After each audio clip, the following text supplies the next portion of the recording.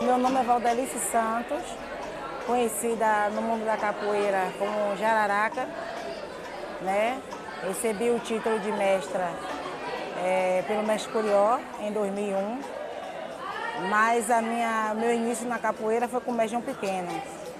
Então, quando eu comecei, eu tinha 11 para 12 anos, mais ou menos. Mas aí meu pai, ele descobriu, né?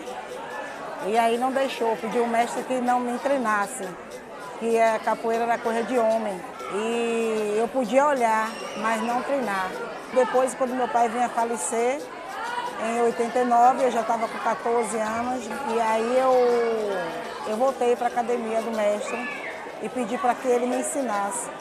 Aí ele me ensinou e eu cheguei a ser treinel lá na época, 24 de abril de 94, eu recebi o título do Mestre João Pequeno de professora, porque lá não falava treinel, na época não falava treinel, era professora.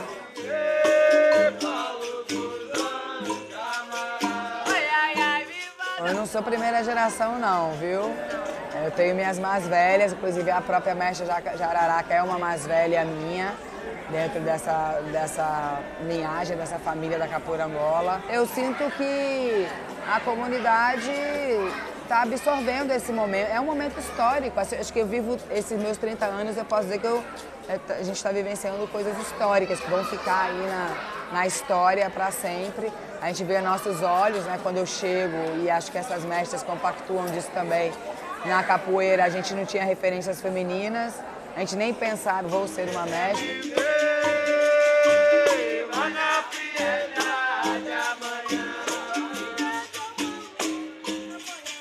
A mulher tem protagonismo desde o início no âmbito da historicidade da capoeira. Evidente que temos que tomar cuidado, porque quando a gente pensa no protagonismo da mulher, não é numa determinação de, vamos colocar assim, uniformizar participações, intervenções. Pensando protagonismo, cuja mestria é uma consequência, então essa mestria ela vai ter aí a interdependência de alguns papéis sociais no sentido do trato com conhecimentos acumulados historicamente, socialmente relevantes, orientados e reorientados a partir de leituras da realidade daqueles e daquelas que antecedem-nos em capoeira, né? Ou seja, as pessoas mais experientes. Então é um compromisso de responsabilidade com a parte significativa de um legado ancestral.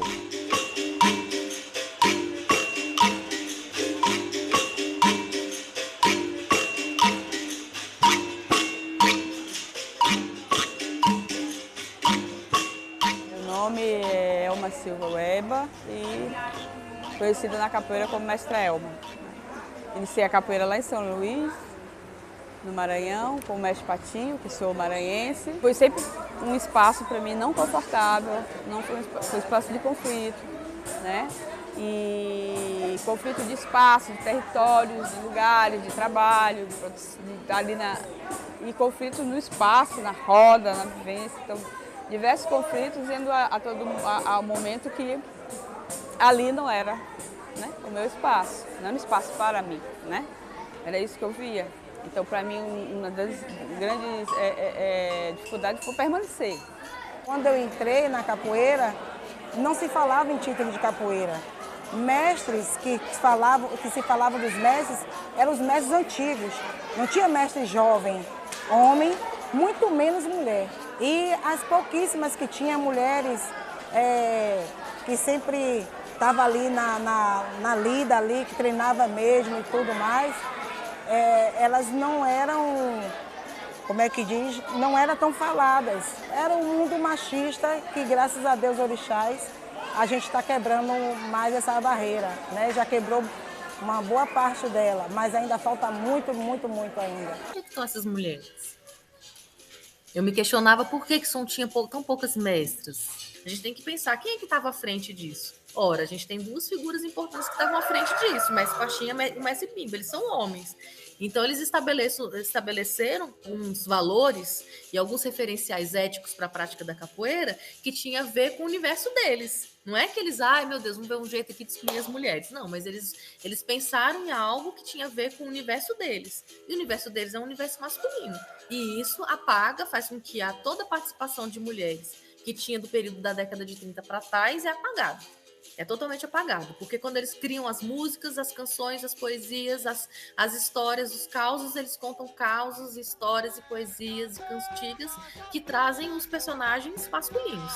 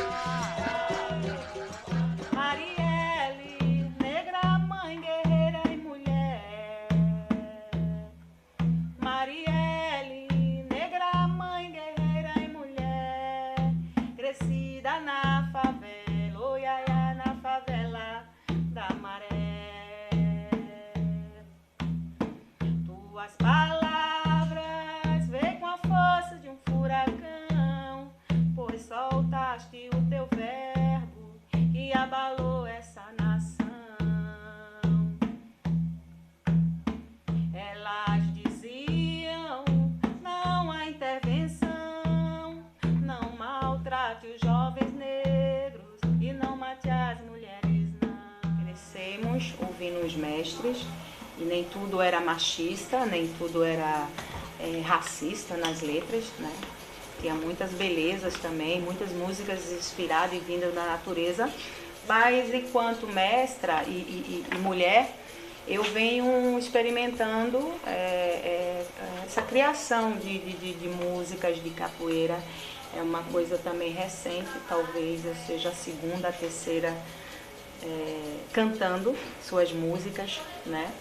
Suas composições, e aí a gente vem fortalecendo a imagem, a figura feminina na capoeira.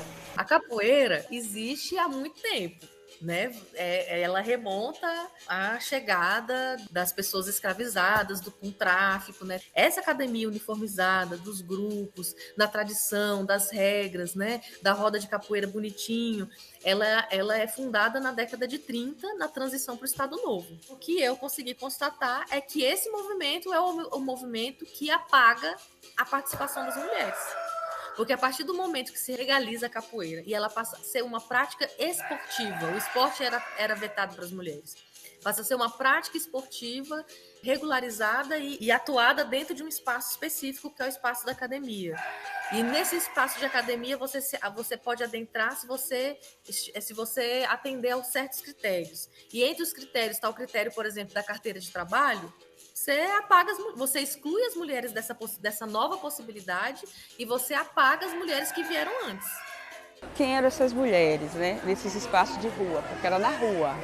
Nós estamos falando de mulheres negras que estavam na rua, porque eram essas mulheres que estavam na rua. E elas tinham seus comércios, suas quitandeiras, né? Tinha a marisqueira, tinha a costureira. Eram mulheres que tinham trabalhos, então assim, funções, tinham ofícios. E elas também estavam ali lutando por esse espaço. Na rua, com os homens. Passava pela questão política, econômica, né? Emocional, enfim. Era muito maior. Porque ali era muito violenta, era violência no sentido corporal mesmo.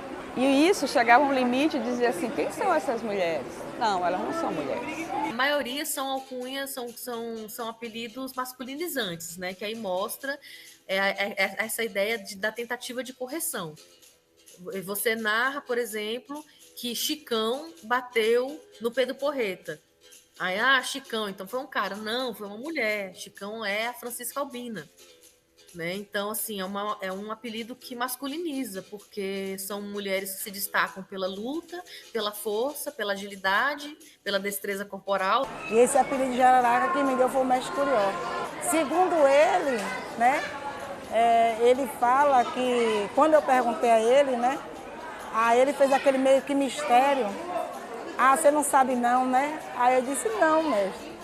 Aí ele disse que era devido ao meu movimento na roda, e que quando eu armava o bote, ou seja, armava para pegar a pessoa, era igual a jararaca, eu era perigosa. Maria Fogareira, Maria Doze Homens, Maria Pau de Barraca. E essas mulheres enfrentavam os policiais. Aí eles denominavam aquele apelido, davam aquele apelido para elas, porque havia um enfrentamento deles com ela. Então, meu argumento é, se a ladeira, se o golpe, se a relia, se a palavra desordeiro é suficiente para caracterizar aqueles homens como capoeiras, então por que não é suficiente para caracterizar aquelas mulheres como capoeiras?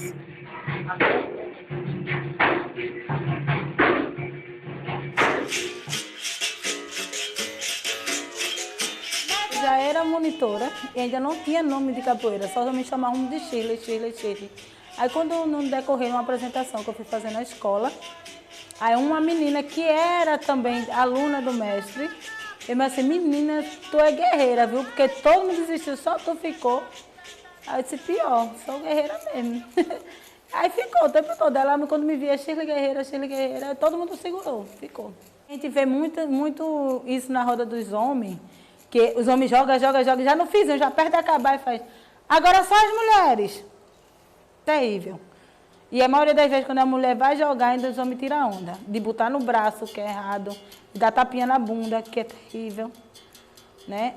Se algum desses aí fizer isso com minhas alunas, todas elas sabem tomar uma atitude, porque eu dou isso de exemplo também dentro do treino.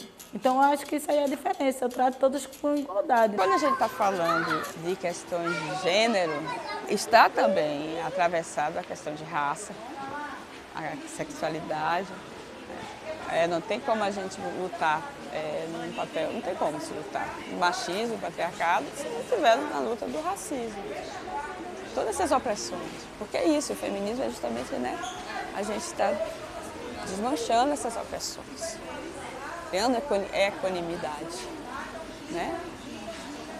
Então, acho que isso é o feminismo que a gente está também trazendo para a capoeira, o feminismo que a gente chama angoleiro, né? Eu venho daqui de Olinda, de um bairro chamado Barreira do Rosário, sou uma mulher preta, periférica, né?